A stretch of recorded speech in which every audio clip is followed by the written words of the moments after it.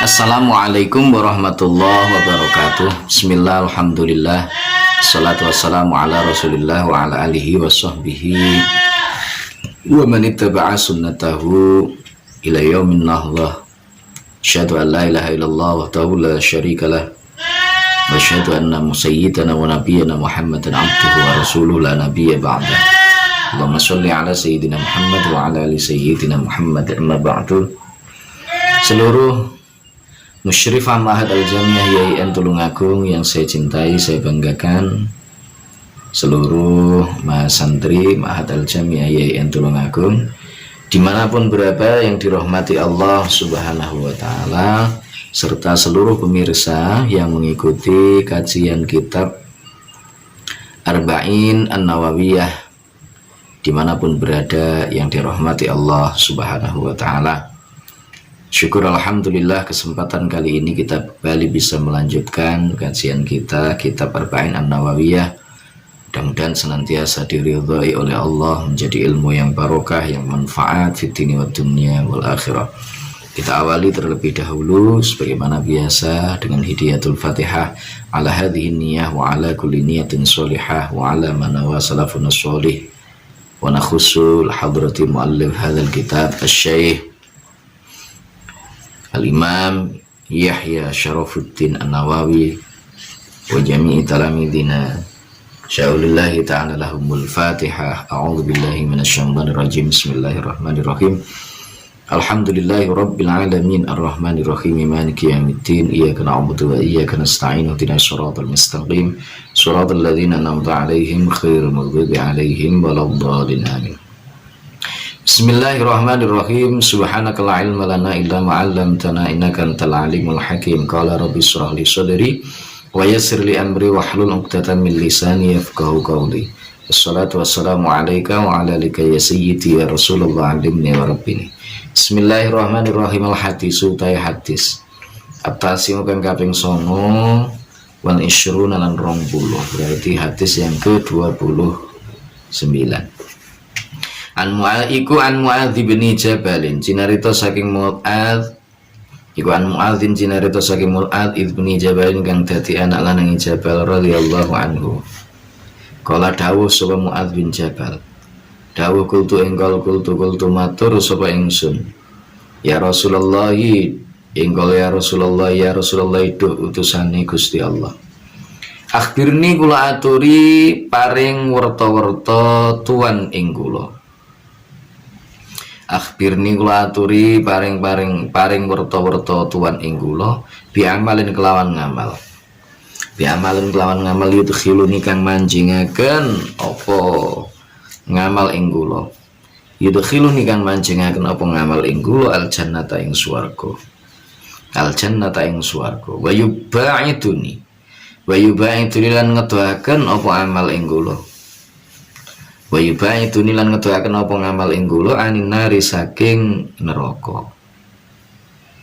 Hadis yang ke-29 diceritakan dari Mu'adz bin Jabal radhiyallahu anhu.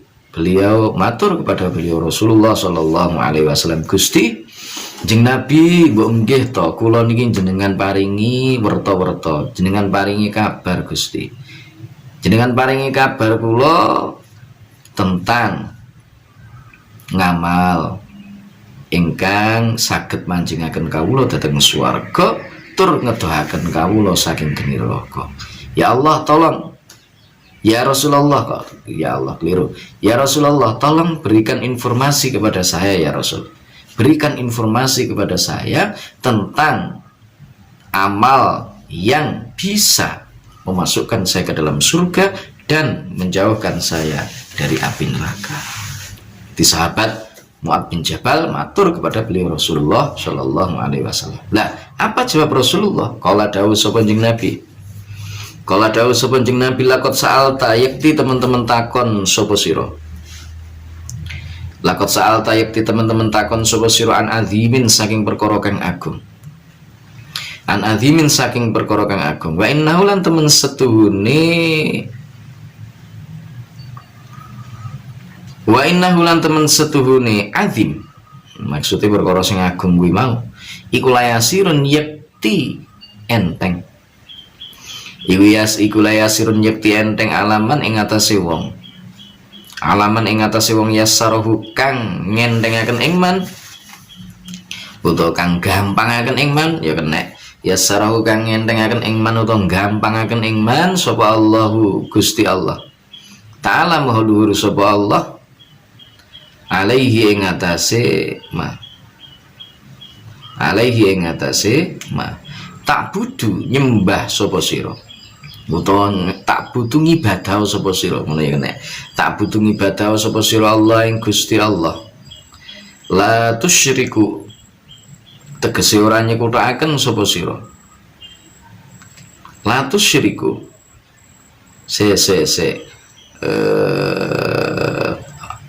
ana jumlah sing tumiba sakbare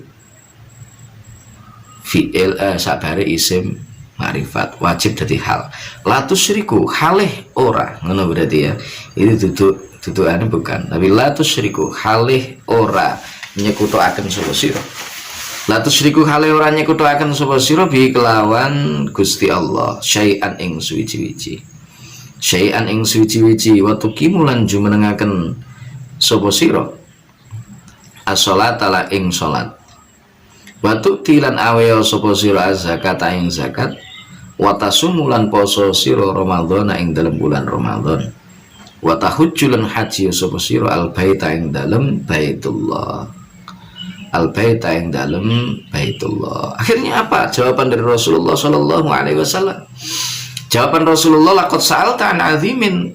Sungguh engkau menanyakan sesuatu yang besar, sesuatu yang agung, sesuatu yang berat.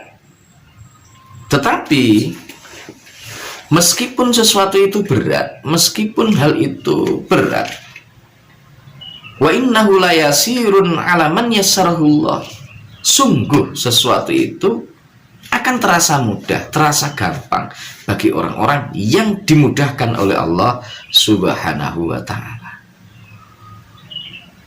Jadi hal yang bisa memasukkan seseorang, amal yang bisa memasukkan seseorang ke dalam surga, itu sesungguhnya adalah hal yang berat, abot, tetapi itu akan mudah bagi orang-orang yang memang dikehendaki oleh Allah dan ditakdirkan oleh Allah untuk masuk ke dalam surga, yang artinya dia dimudahkan oleh Allah untuk melakukan hal tersebut. Apa itu? Ta'budullah. Yang pertama adalah ta'budullah la tusyriku bihi syai'a. Sembahlah Allah dan jangan mensekutukannya dengan sesuatu apapun. Loh, ini berat ini. Kita menyembah Allah Subhanahu wa ta'ala dan tidak mensekutukannya dengan sesuatu apapun. Ini berat. Kelihatannya sepele, enteng. Tidak menyembah batu, tidak menyembah ini, tidak menyembah itu. Secara zahir iya, tetapi bagaimana kita menuhankan terhadap nafsu kita? Apakah memang benar kita sudah murni tanpa ada kesyirikan di dalam diri kita?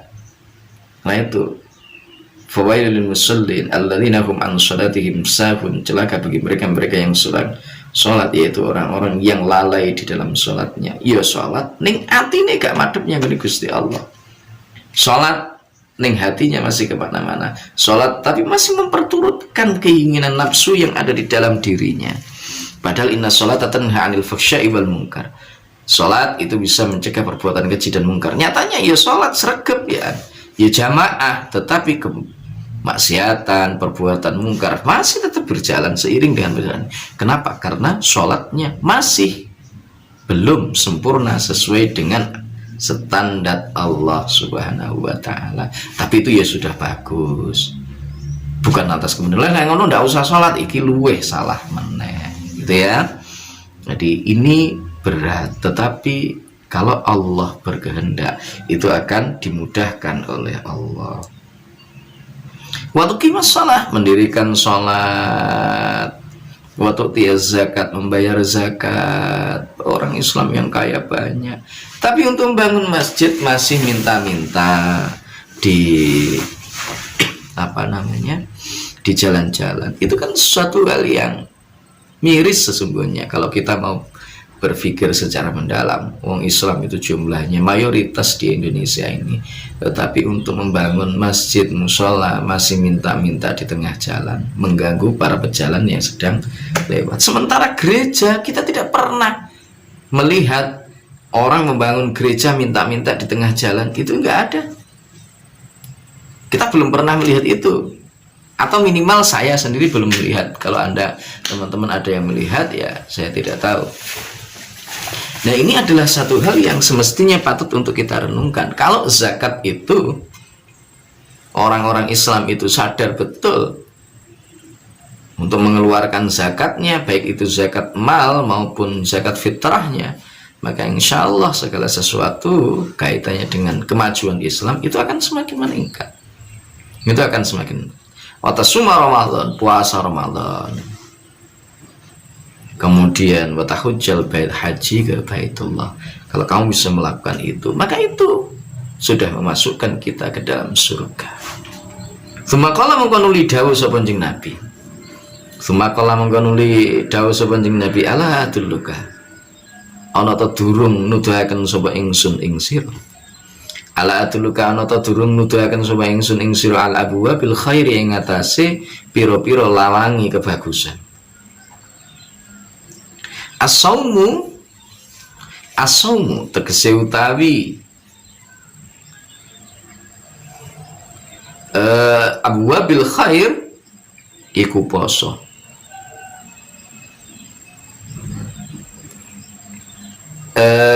Saya keliru. As-saumu junnatun wa sadaqatun tudfi'u. As-saumu tegese utawi abwabil khair iku dawuh as-saumu junnatun ila akhir. As-saumu tai poso iku junnatun benteng. Wasodaqatu tawi sedekah iku tudfi'u bisa nglebur apa sedekah al khati'ata ing perkara ing kaluputan.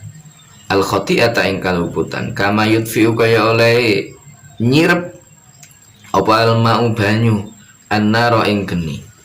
Wassalatu rajuli utawi salate wong lanang, wassalatul rajuli utai salate wong lanang fi jawfil laili ing dalem tengah wengi. Fi jawfil laili ing dalem tengah wengi summa tala mongko nuli maca sapa Kanjeng Nabi tatajafa junubuhum 'anil madaji ing qaul tatajafa junubuhum 'anil madaji.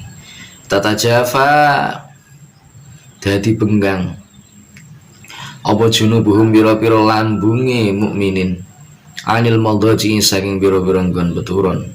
Hatta balagha sehingga tumeka sapa Nabi ya'maluna ing lafat ya'lamun ya'maluna. Ini terusannya ayat iku mau. Terusannya ayat, ya. Nah, kemudian Rasul mengatakan, Rasul bersabda, apakah aku belum menunjukkan kepadamu pintu-pintu kebaikan? Apa pintu-pintu kebaikan itu? Pintu kebaikan itu adalah as-saumu junnatun. Puasa itu menjadi benteng. Benteng yang melindungi seseorang dari api neraka. Kemudian sedekah yang kita berikan kepada orang-orang yang membutuhkan itu bisa melebur, nyirep api neraka. Kita masih ingat cerita dari Pendeta Bahrom, hanya gara-gara makanan yang diberikannya kepada seorang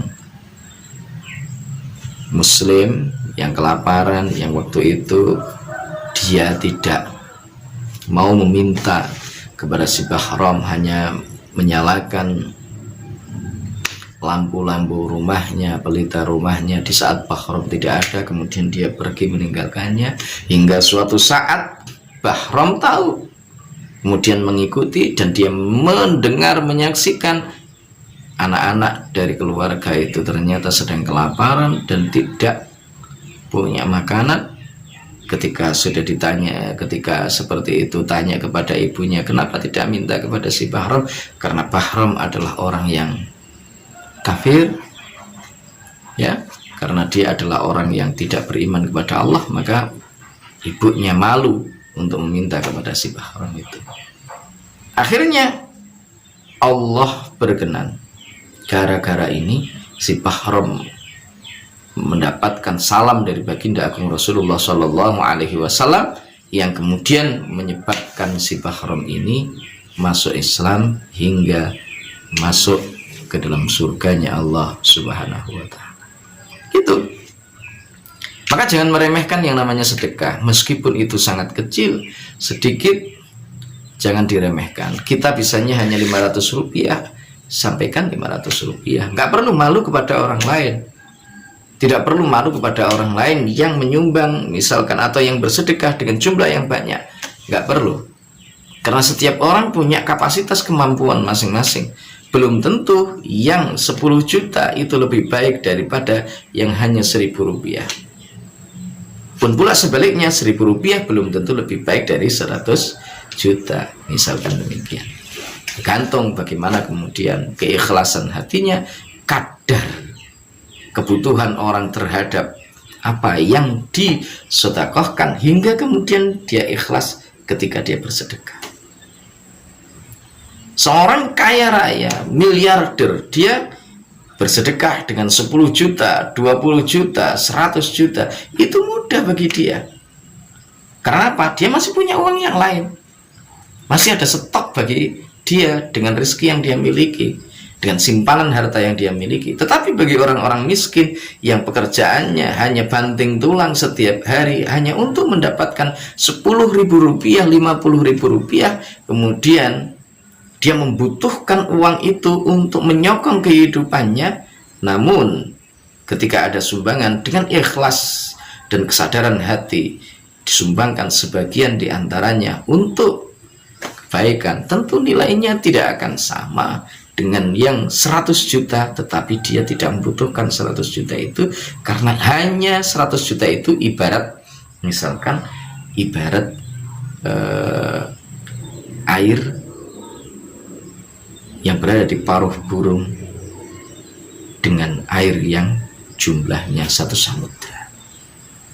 Maka ini perlu dan penting untuk kita ketahui. Maka jangan pernah meremehkan amal meskipun itu hanya sedikit. Jangan pernah meremehkan sedekah meskipun itu hanya sedikit. Karena itu bisa melebur keburukan-keburukan, kesalahan, sebagaimana air yang melebur api neraka.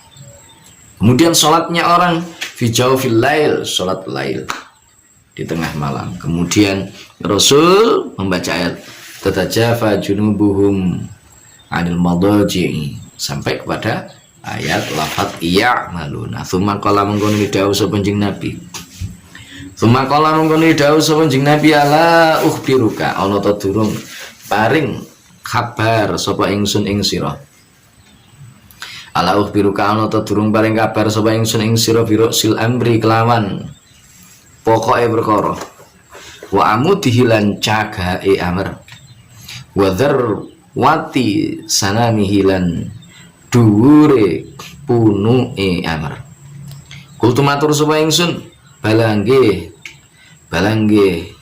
ya Rasulullah, iduh utusane Gusti Allah. Kala dawuh sapa Kanjeng Nabi, Rasul amri utahe pokoke perkara iku al Islamu agama Islam, wa umuduhu utawi cagae Islam, wa amuduhu utawi cagae Islam iku as-sholatu sholat, wa dzarwatu sanamihi utawi dhuwure punuke amr iku al jihadu jihad, iku al jihadu jihad. Kemudian Rasulullah kemudian bersabda lagi, apakah aku belum berikan informasi kepadamu tentang pokok dari segala urusan, kemudian tiangnya agama, dan apa itu amal perbuatan yang tertinggi, wa dzarwati sanamihi, yang amal perbuatan yang sangat tinggi ini. Qultu nggih, matur. Nggih ya Rasulullah. Maka apa sabda Rasulullah? Sabda Rasulullah, Rasul amr, berarti pokok dari segala urusan itu adalah Islam. Islam itu yang paling pokok. Amal perbuatan kita yang baik itu hanya akan dinilai kebaikan dan berpahala ketika kita sudah memeluk Islam. Salat kita diterima ketika kita sudah Islam. Puasa kita diterima ketika kita Islam. Sedekah kita diterima oleh Allah ketika kita sudah Islam. Maka siapapun orangnya, kalau memang betul-betul ini pokoknya itu sudah dipegang, tinggal cabang-cabangnya itu kemudian dikembangkan, dan itu nanti akan menjadi kebaikan yang menyebar secara keseluruhan. Orang berbuat baik tetapi dia belum memeluk Islam, maka secara otomatis menurut Islam itu tidak akan pernah diterima. Menurut Islam.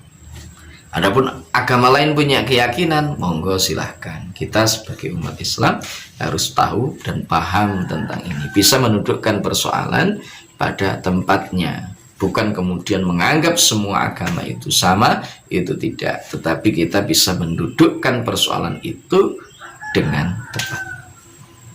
Ya. Kemudian apa tiangnya? Tiangnya agama Islam itu ya sholat.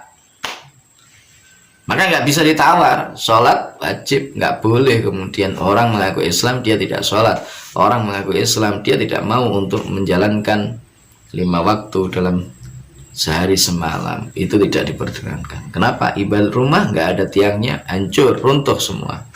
Mengaku Islam, kamu sedekahnya banyak, kamu puasa, tapi nggak sholat, nggak kanggih. Ya, maka ini kurang tepat kalau seandainya, atau bukan lagi kurang tepat, ya tidak tepat, karena tiang agama itu adalah sholat berdasarkan hadis dari Rasulullah Shallallahu Alaihi Wasallam.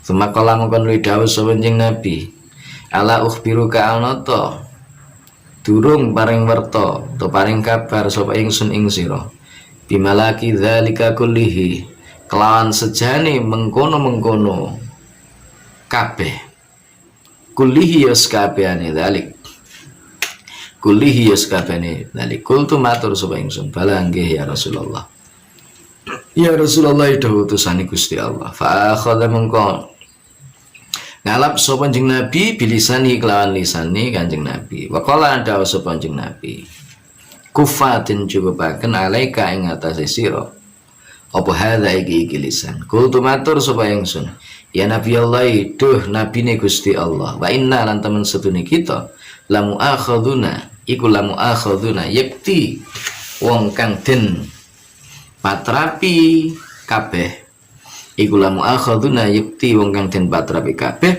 bima kelawan perkara natakallamu kang bicara utawa kang guneman sapa kita bihi kelawan mah. Faqala mongko dawuh sapa kanjeng Nabi, takilatka kelangan, takilatka kelangan ing sira sapa ummu ka ibu sira, wahal yakub bulan ana to nibaken, wahal yakub bulan ana to nibaken apa lisan ana saing menungso finari ing dalam neraka, ala wujuhim ing atase pira-pira wajah nas. Au kala otomatur au kala auto dawuh sapa Nabi, ala manakhirihim ing kala ala manakhirihim, ala manakhirihim ing atase janur irungin nas, illa haso itu alsinatihim kejaba pira-pira pengucapane pira-pira lisanin nas. Rawahu ngriwayataken hadal hadis sapa Tirmidzi, Imam At-Tirmidzi, wa qala dawu sapa Tirmidzi hadisun hasanun engkol hadisun hasanun. Hadisun utawi iki iku hadis hasanun kang bagus apa hadis, sahihun tur kang sahih apa hadis. Kemudian Rasulullah Shallallahu Alaihi Wasallam bersabda lagi, bukankah aku sudah memberikan kabar informasi kepadamu tentang tujuan dari semua itu. Maka Rasulullah Shallallahu Alaihi Wasallam Mu'adz bin Jabal matur nggih ya Rasulullah. Kemudian Rasulullah Shallallahu Alaihi Wasallam memberikan isyarat kepada dengan lisannya. Jadi waqala kuffa 'alaika hadza, cukup bagimu dengan ini, lisan itu. Artinya apa? Lisan itu berat, lisan itu tak bertulang, orang bilang demikian. Karena itu menjaga lisan ini sangat penting. Orang bisa disiksa, diazab oleh Allah gara-gara lisan. Gara-gara lisan orang bisa saling bermusuhan antara satu dengan yang lain. Gara-gara lisan saudara bisa menjadi lawan, bisa menjadi musuh. Teman bisa menjadi musuh. Gara-gara lisan bom nuklir bisa meletus. Gara-gara lisan bisa saling membunuh antara satu dengan yang lainnya. Artinya apa? Jaga lisan. Dijaga lisan kita. Ketika kita berbicara, ketika kita mengucapkan sesuatu, jaga lisan kita. Lebih baik kalau kita tidak bisa mengatakan sesuatu yang baik, kita diam. Jadi qul khairan alias, katakan sesuatu yang baik. Atau kalau tidak bisa, diam aja. Ini penting, ya. Ini penting. Kenapa? Karena begitu bahayanya lisan ketika lisan ini tidak dijaga. Baik teman-teman, untuk hari ini saya kira cukup. Mudah-mudahan bermanfaat dan semoga kita termasuk orang-orang yang beruntung saat kembali kepada Allah. Semoga kita husnul khotimah dan kelak di yaumul qiyamah dimasukkan dalam surganya Allah Subhanahu wa taala. Terima kasih. Wallahul muwaffiq ila aqwamit thoriq, billahi taufiq wal hidayah, wa minar rasul sallallahu alaihi wasallam asy-syafa'ah wa tarbiyah, wa minal khaus radhiyallahu an an-nadrah wal barakah wal karamah. Wassalamu alaikum warahmatullahi wabarakatuh.